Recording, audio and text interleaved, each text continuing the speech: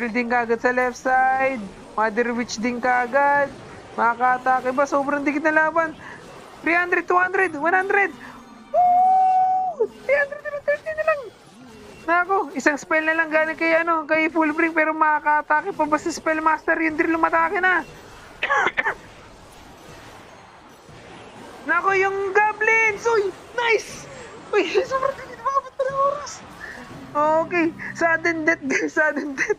Sobrang dikit na laban na yun, grabe. Kala ko aabutan ng oras. Nice game, nice game. Di pa na-depensa ni Boss Fullbring yan, sayang. Maka-game 3 na sana tayo. Mainit guys, mainit. Dikit yung laban. Okay, Eva Furnace. Okay, ang daming Fire Spirit na ni-release. Okay, nag-drill din kagad kaso parang di magandang i-DM boss. May Evo, Furnace. Okay. Yung makita kasi may harang na Trotot.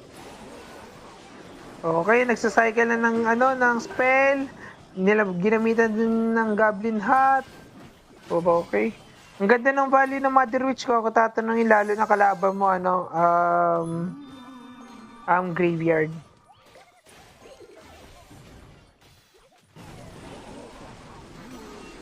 Okay, hinatake din kaagad. Nagsacycle na ng spell.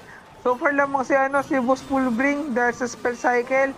Umatake din kaagad yung Drill. Okay, Skeletons, makakahit ba? Yung Royal Ghost. Yung Royal Ghost. Splash. Nakapalo.